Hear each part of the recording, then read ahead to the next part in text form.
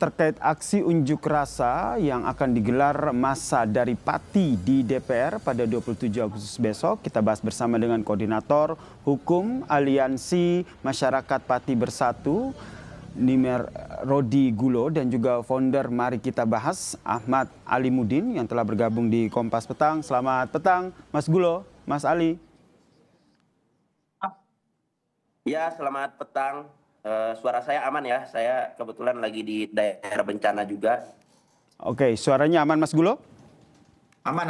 Oke. Sangat jelas. Oke, kita ketahui ini kan rencana aksinya pada Kamis lusa begitu. Namun kemarin kan sebenarnya ada kelompok warga dari Pati yang sudah diterima oleh DPR. Apakah audiensi yang dilakukan itu masih kurang sehingga aksi hari Kamis mendatang akan terus tetap dilakukan, Mas Gulo? Ya, jadi perlu saya jelaskan, teman-teman yang diterima oleh DPR kemarin di gedung DPR itu sama sekali tidak ada hubungannya dengan gerakan aksi yang dilakukan oleh AMPB. Jadi kita sendiri juga kaget, ini kok tiba-tiba ada orang-orang ini mewakili siapa? Tiba-tiba ada organisasi menamakan dirinya nama apa saya lupa ya. Jadi ini yang secara tegas ini bukan bagian dari MPB dan tidak pernah, sekali lagi, tidak pernah ikut-ikut dalam kegiatan MPB sejak 13 Agustus 2025 sampai sekarang. Tiba-tiba aja ada. Nah, kita tidak tahu motifnya apa. Justru yang saya lihat kemarin di layar TV bahwa teman-teman ini justru meminta agar teman-teman AMPB diproses secara hukum karena menurut mereka sudah merisaukan mereka. Saya tidak tahu apa yang merisaukan mereka dengan kegiatan-kegiatan ini. Oke. Nah, saya membaca bahwa ini adalah kelompok-kelompok yang disetting oleh teman-teman yang anti AMPB. Jadi saya tidak heran lah, ini bagian dari strategi kegiatan. Berarti saya pertegas lagi ya Mas Gulo ya, FKRP Forum Komunikasi Rakyat Pati ini beda ya dengan AMPB yang nantinya akan melakukan aksi pada tanggal 27 Agustus pada hari Kamis mendatang. Lalu apa nanti tuntutan yang nanti disampaikan dalam aksi hari Kamis mendatang, Mas Gulo? Ya, jadi sejak awal kita sebelum ke DPR itu secara rinci kita sudah jelaskan bahwa tujuannya AMPB adalah dalam rangka mendesak pihak DPR RI untuk mengesahkan segera undang-undang perampasan aset. Itu yang pertama. Yang kedua, yang diminta oleh teman-teman karena kegelisahan terhadap kasus-kasus korupsi, maka diminta agar seluruh undang-undang yang terkait dengan korupsi ini agar ditempatkan hukuman mati, karena selama ini hukuman mati terhadap koruptor ini tidak pernah dipraktekkan. Bahkan di dalam undang-undang korupsi sendiri itu sangat minim. Ancaman pidana terhadap pidana mati terhadap kasus korupsi itu hanya dalam kasus tertentu aja. Nah, kita minta agar kasus-kasus besar yang melibatkan kepentingan banyak orang dan merugikan banyak negara ini harus diterapkan hukuman mati tanpa kompromi itu. Oke, kalau Mas Ali sendiri melihatnya seperti apa?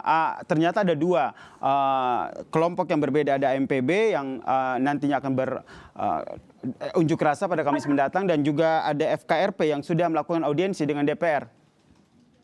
Ya, baik, terima kasih ya atas undangannya. Saya ingin menyampaikan dua hal, bahwa pertama, apa yang ingin dilakukan oleh teman-teman AMPB itu adalah bentuk kecintaan mereka terhadap Indonesia. Mereka ingin melakukan demonstrasi, unjuk rasa, itu dijamin oleh undang-undang.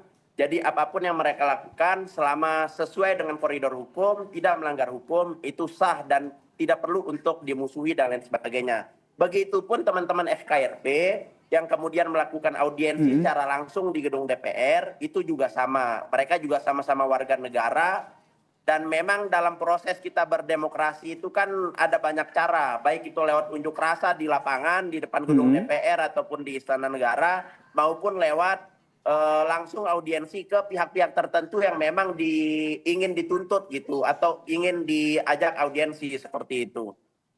Sehingga kalau kita lihat ini kan sebenarnya ternyata beda begitu. Kalau seandainya ada perbedaan seperti ini, Anda melihatnya seperti apa, Bang Ali, dalam penyampaian aspirasi? Karena tadi kata Bang Gulo, wah ini jangan-jangan ada pihak-pihak yang ingin mengganggu aksi yang dilakukan pada Kamis mendatang, Mas Ali. Tapi jangan dijawab dulu, perbincangannya kita lanjutkan usai jeda. Tetaplah bersama kami di Kompas Petang.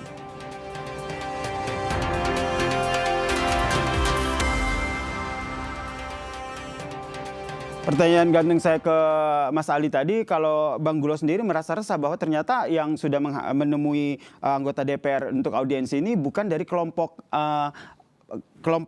dari AMPB ini. Anda melihatnya seperti apa, Mas Ali? Oke, baik. Menurut saya sebenarnya ini bukan soal siapa yang paling benar atau siapa yang salah ya. Karena ini dua cara berbeda aja dalam menyampaikan aspirasi seperti itu. Kalau misalnya pertama kita mengacu ke pemerintah misalnya. Kalau misalnya pemerintah cerdas, dua-duanya itu harus dilayani, dua-duanya itu harus dirangkul. Yang satu diajak duduk, yang satu juga dikawal demonya. Jangan dibiarin terpecah gitu loh. Karena sama-sama punya aspirasi yang baik untuk negara. Jangan sampai perbedaan cara menyampaikan aspirasi malah membuat kita sesama masyarakat Pati misalnya atau sesama masyarakat Indonesia justru saling berhadap-hadapan, justru saling pukul dan lain sebagainya gitu. Dan yang paling penting juga adalah siapapun itu punya legitimasi yang sama untuk sama-sama bersuara dan menyampaikan pandangannya kepada negara gitu. Baik itu FKRP ataupun AMPB gitu. Dan ujungnya ya paling ideal menurut saya adalah gimana kemudian tuntutan mereka, terutama AMPB misalnya, itu didengarkan oleh semua pihak.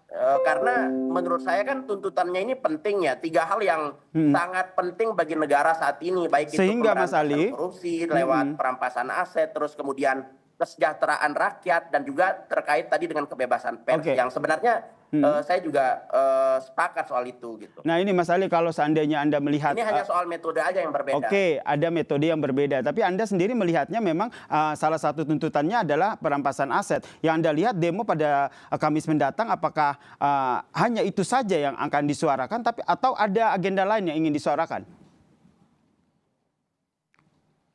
Terlepas ada agenda lain atau nggak ada agenda lain, menurut saya adalah apa yang dituntut hari ini itu memang masih menjadi PR sampai hari ini, terutama di DPR. Karena UU perampasan aset ini kan memang udah masuk prolegnas, tapi belum dibahas juga oleh DPR. Tapi kita juga tidak boleh menutup mata bahwa pemerintah sampai hari ini terus berusaha memberikan yang terbaik, melakukan pemberantasan korupsi dari segala lini gitu, baik lewat KPK, lewat kepolisian ataupun lewat kejaksaan gitu. Maupun kalau kita bicara juga soal tuntutan nomor 3 terkait dengan kebebasan pers, ya saya rasa hari ini pun kita masih bebas untuk bersuara, menyampaikan pendapat di muka umum, di sosmed dan lain sebagainya. Bahkan teman-teman AMPB pun sekarang saya rasa juga tetap bisa melakukan aksi besok di tanggal 27 sesuai dengan koridor hukum. Oke, melaksanakan aksi sesuai dengan koridor hukum ya pada hari Kamis mendatang. Bang Gulo, kalau kita lihat sebelumnya kan memang teman-teman dari AMPB ini kan masih sering bisa ditemui begitu. Tapi belakangan yang kami lihat di lapangan ini sulit ditemui. Terus ada informasi juga kelompok ini akhirnya terpecah di beberapa lokasi termasuk rumah aman. Kenapa ini bisa terjadi? Apakah memang ada tekanan?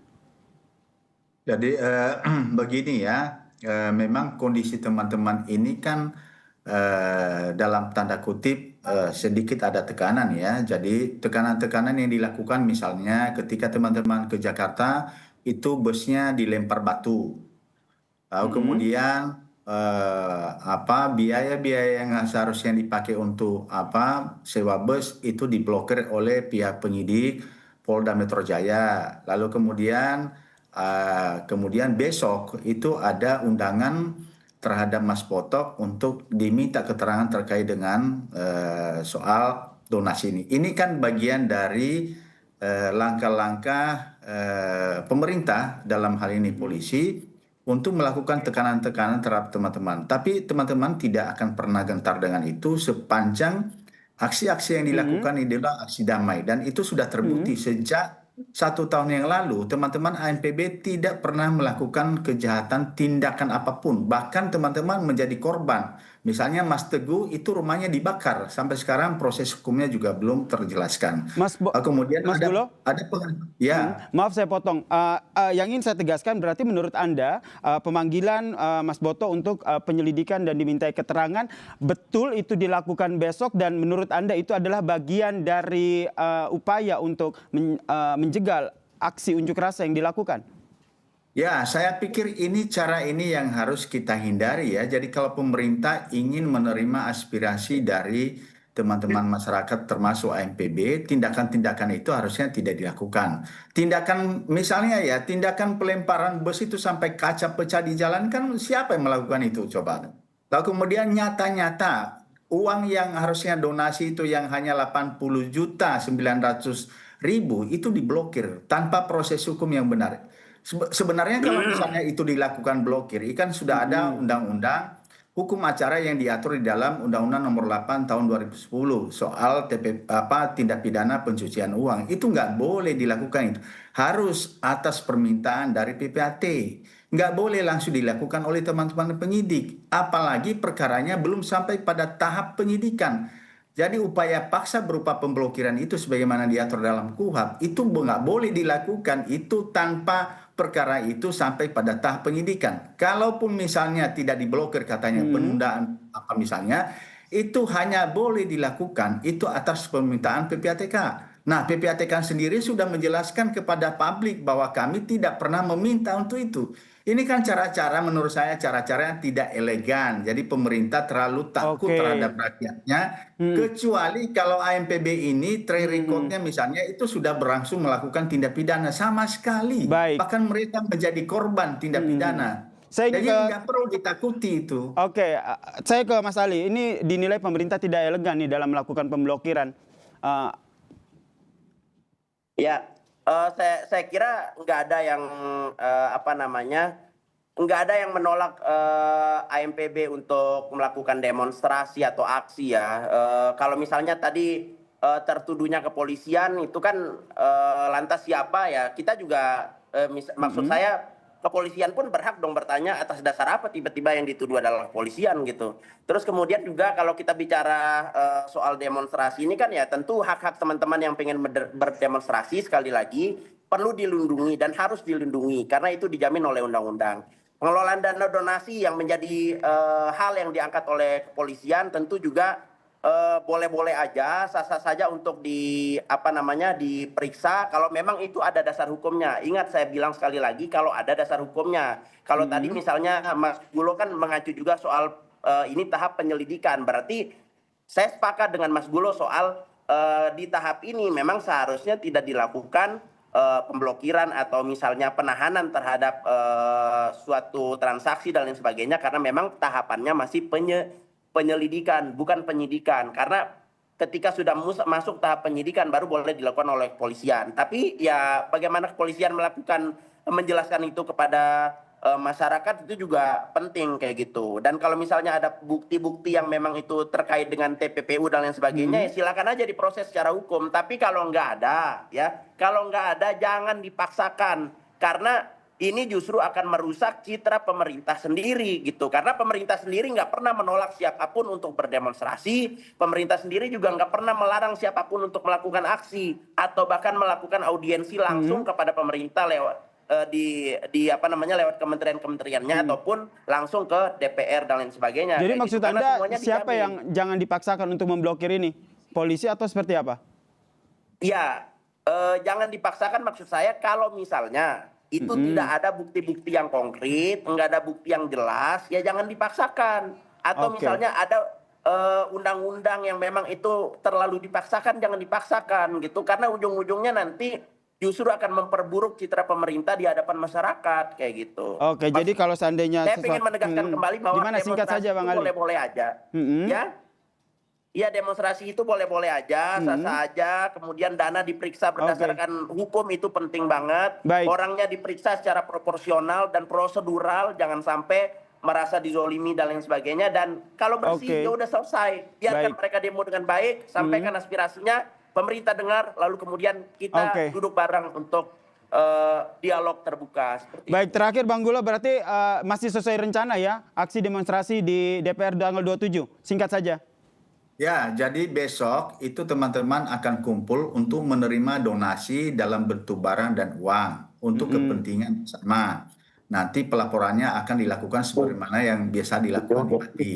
Yang kedua, itu mereka akan berkonsolidasi besok di depan DPR RI untuk merumuskan lagi langkah-langkah yang akan ditempuh untuk demo di tanggal 27. Tapi intinya adalah ada dua hal. Yang pertama, sebisa mungkin segera untuk lakukan pengesahan terhadap undang-undang perampasan aset.